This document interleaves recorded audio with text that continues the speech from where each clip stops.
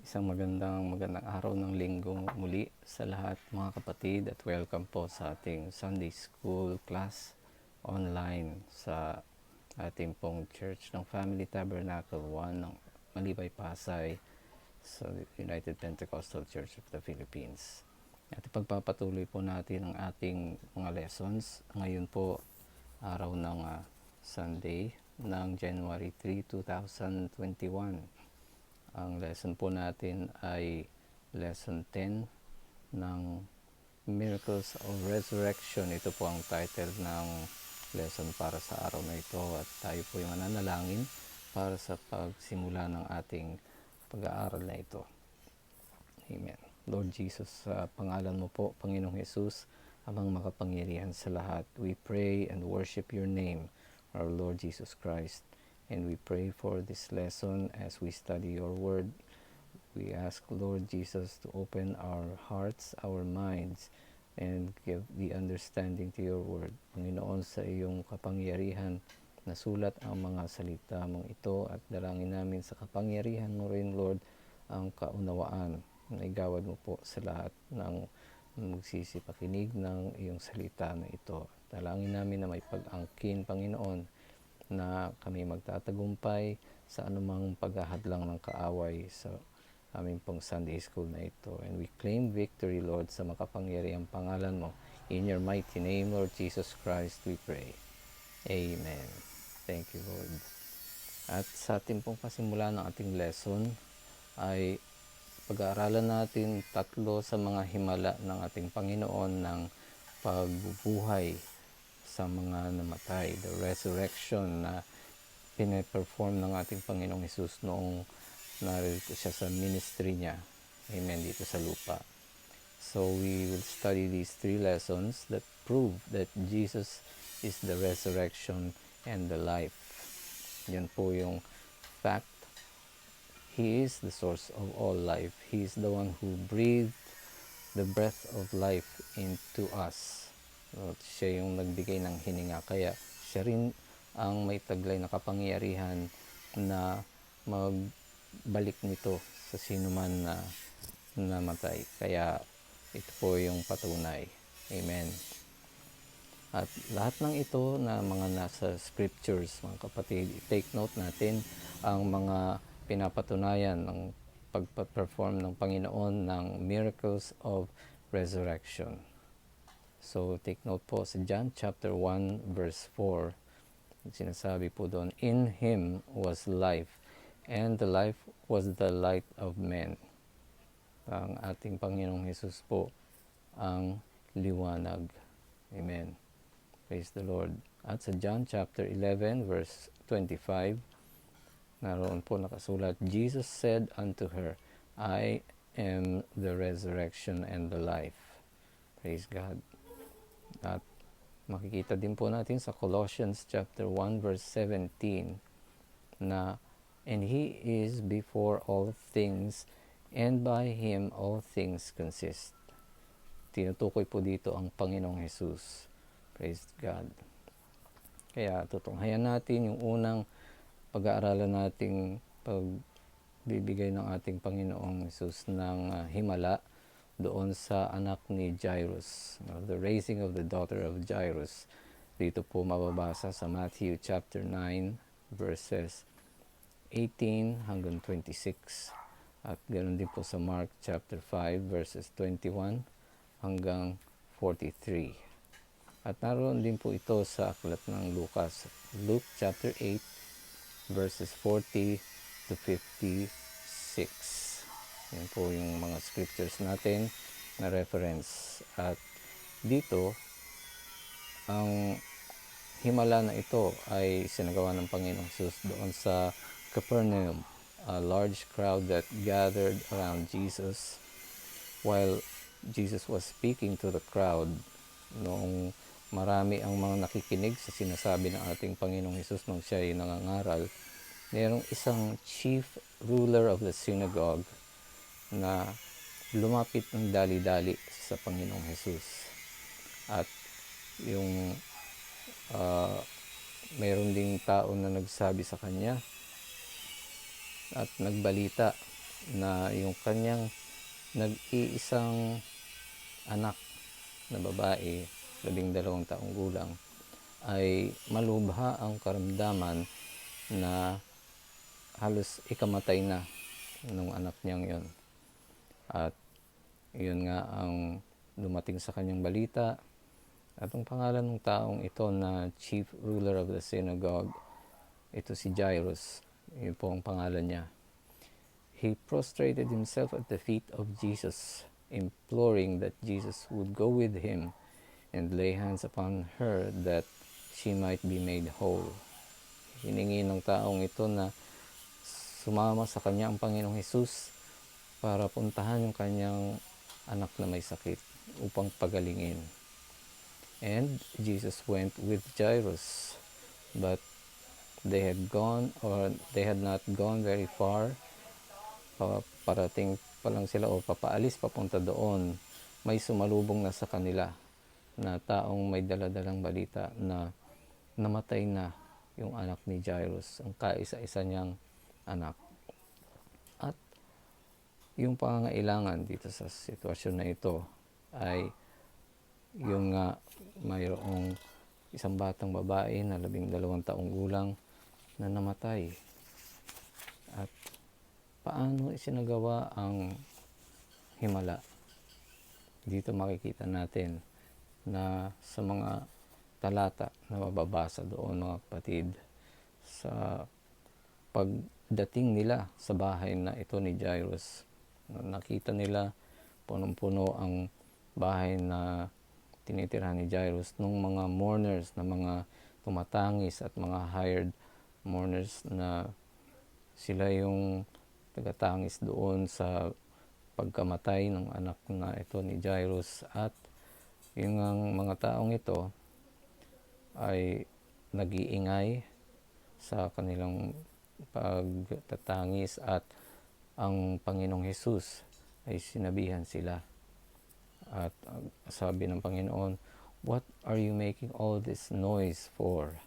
The child did not die, but is only sleeping." At ang pagtanggap ng mga tao sa sinabi ng ating Panginoong Hesus na ito ay mga puro pangungutya at rejection. At yung ating Panginoong Hesus ay pinalabas lahat ng mga tao doon. Hindi man lahat, yung mga itinira niya ay ang ina ng bata, at yung ama na ito nga si Jairus, at 3 sa mga alagad ng ating Panginoong Hesus, si Pedro, si Santiago, at si Juan. So that's Peter, James, and John.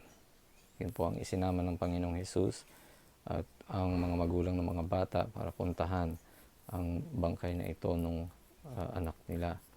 They entered the room where the girl was lying. Jesus took the girl by the hand and said, "Maiden, arise." At dali-dali na ang espiritu ng bata ay bumalik, at sa batang ito na nagising ay bumangon, at siya ay nagpalakad-lakad doon sa loob ng silid na yon, sa kwarto. At iniutos ng Panginoong Hesus na bigyan ng pagkain yung batang babae. Kaya yung results and lessons taught. The first lesson ay ang katotohanan na ang Panginoong Hesus ay ang pagkabuhay na muli. Jesus is the resurrection and the life. Ay dito napatunayan, ito na i-demonstrate. Nandun ang mga tao naging saksi. Otherwise, he never could have performed this miracle kung hindi siya yung totoo na resurrection and the life. Praise the Lord. When Jesus said that the child was sleeping, it shows that to Jesus Christ, physical death is but a sleep. The third lesson taught here is that sometimes we must get away from the crowd and take 2 or 3 that we can depend upon if we want to see the miraculous power of God. gaya ng sinagawa ng Panginoong Hesus. Sinama niya si Pedro, si James, at si John. Amen. Praise the Lord. Ikalawa po sa mga na-perform ng Panginoong Hesus na mga himala ng pagkabuhay na muli ay doon sa anak na lalaki ng isang babaeng balo. The raising of the widow's son at Nain. Ito po ay nasa Luke chapter 7 verses 7 to 17. Lucas 7:11 hanggang 17. At dito mababasa na yung himala na ginawa ng ating Panginoong Hesus ay naganap doon sa isang lugar na nasa labas lamang noong bukana noong lugar na nagngangalang Nain. Ang tawag doon sa lugar na yun ay Nain. And it's a walled town about 25 miles southwest of Capernaum. About a mile to the east of the town is an ancient burial ground which is still in use. Mayroong sementeryo na hindi malayo doon sa walled city na yun ng Nain. At sa malapit ng maggagabi ay mayroong nakasalubong ang maraming mga tao na sumusunod sa ating Panginoong Hesus. Dahil nga yung mga tao na nakasaksi ng sinagawa niyang mga himala at yung kapangyarihan na tanging ang Diyos lang ang makakapagpakita, ay yun ang dahilan na napakaraming mga tao ang sumasabay at nagsisisunod sa kung saan man pupunta ang ating Panginoong Hesus. At noong mag-evening na yon, nagkasalubong ang marami ring tao bukod doon sa kasama ng ating Panginoong Hesus. Nung paparating siya doon sa Nain, may mga tao rin na kasalubong nila na mga malulungkot.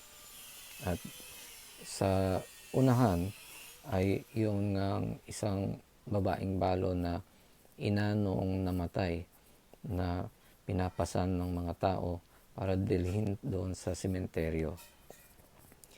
And so this crowd was in sorrow, and leading the procession was a bereaved widow, the mother who had lost her only son. And behind her came a crowd of women loudly lamenting. At yun nga ang kinaawaan na habag ang ating Panginoong Hesus. At yung pagkakasalubong na iyon ng dami ng tao na sumasabay sa Panginoong Hesus at yung mga papalabas doon sa town na yon na Nain papunta sa libingan ay eksakto lamang sa timing. Amen. At makikita natin itong babaeng balon ito na nag-iisa na lang na tanging siya at yung kanyang anak na lalaki ang magkasama sa buhay, namatay pa yung kanyang anak na tanging pag-asa niya. Kaya yung marubdob na damdamin ng babaeng ito ay napansin ng ating Panginoong Hesus. Amen. So, ang need dito, a young man had died and his body was being carried to the burial ground. Nakasalubong ng ating Panginoong Hesus. At how was the miracle performed? Ganito po, it was not just a coincidence that the two processions met here on the road outside of Nain. Eksakto po yung timing ng pagdating ng Panginoong Hesus at yung paglabas ng prosesyon na yon ng mga maglilibing ng namatay. At kung nahuli lamang ng konti ang ating Panginoon sa pagpunta doon o napaaga man lang ng kahit kakaunti lamang, ay hindi magkakasalubong yung procession at yung maraming tao na sumasabay sa ating Panginoong Hesus. Dahil ito ay nakatakda na, tinakda ng Diyos. Amen. Praise the Lord. So, Jesus had compassion for the sorrowing mother and told her not to weep. So she stopped the funeral, pinatigil niya yung pagtungo ng mga maglilibing doon sa sementeryo. At ang pinapasan ng mga lalaki na hihimlayan doon sa namatay na bata ay nilapitan ng Panginoon upang hipuin. At para sa mga tao doon, this was pollution of the worst type. Imagine, ang isang patay na dadalhin na lang sa sementeryo para ilibing, ibaon sa lupa, ay hahawakan pa.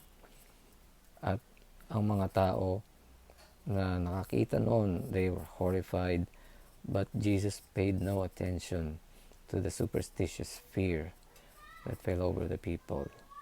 Ang isang malakas na boses na biglang narinig ng maraming tao ay nagsasabi, "Young man, I say unto you, arise." Immediately, the young man arose and was restored to a joyful and happy mother. The young man began to speak, and we can just imagine what he said. Pagpupuri sa Diyos, pagsamba at galak na makakapiling niya muli ang kanyang ina. Praise God.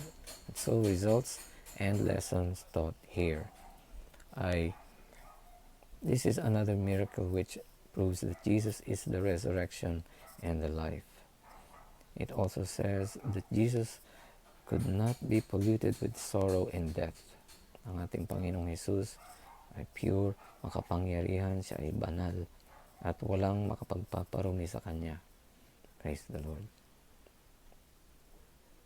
At ang isa pa, a lesson that we should learn is that our compassion and sympathy should always be active. Yung ating habag, pagkaawa, ay kailangan laging ito ay in action. At we should be quick to find ways to minister to the sorrowing. Ang mga nalulungkot, ang mga namatayan, namimigati, ay nararapat lamang na damayan. At ito yung pinakita ng ating Panginoong Jesus dito sa aral na ito. At ito ang isa sa mga lessons po na tinuturo sa atin sa lesson na ito. At yung mga kasunod na himala ng ating Panginoong Jesus about resurrection, itutuloy po natin sa ating susunod na Sunday School class. At ito po ang ating nakatakda ngayon, January 3, 2021, na first part ng Lesson 10. Kaya pasalamatan po natin ng Panginoong Jesus sa Kanyang pagbibigay sa atin ng mga karagdagang kaalaman sa kapangyarihan niya na bumuhay sa mga namatay. Amen. Tayo po ay manalangin, mga kapatid. Lord God, we thank you and worship you, our Lord Jesus Christ, for we see the proof that you are the resurrection and the life. Ikaw ang Diyos na may kapangyarihan na nagbibigay ng buhay. At sa simula pa lamang, Panginoon, sa paglikha sa tao, you are the God who breathed the breath of life into us. And that's why we are living beings. Kami ay iyong binigyan ng buhay, Panginoon, at ikaw ang tanging mayroong kapangyarihan na magbalik ng buhay ng sino mang namatay. Nasa iyong kapangyarihan, Panginoon, nasa iyo ang buhay. Kaya salamat sa lahat ng mga aral na ibinigay mo sa amin, sa puso namin at sa aming mga isipan. At sa buhay namin, Panginoon, nawa ito ay magdulot ng malawakang paglaganap ng kaalaman patungkol sa kapangyarihan mo, Panginoon, na magbibigay ng buhay. At higit sa lahat ang pagpapasulong ng pananampalataya ng bawat tao. Salamat po, Panginoon. At ikaw ang tanging nararapat na tumanggap ng papuri at pagdakila. At sa aming dalangin ito, sinasama ka namin at pinapasalamatan sa kapangyarihan ng pangalan. In your mighty name, Lord Jesus Christ, we pray. Amen. Praise God. Salamat po sa pakikinig, mga kapatid. At muli po sa susunod na Sunday, magkita-kita tayong muli para sa ating pagpapatuloy ng Sunday School class online ng United Pentecostal Church of the Philippines sa ating pong FT1 Family Tabernacle. Amen. Praise God. God bless everyone.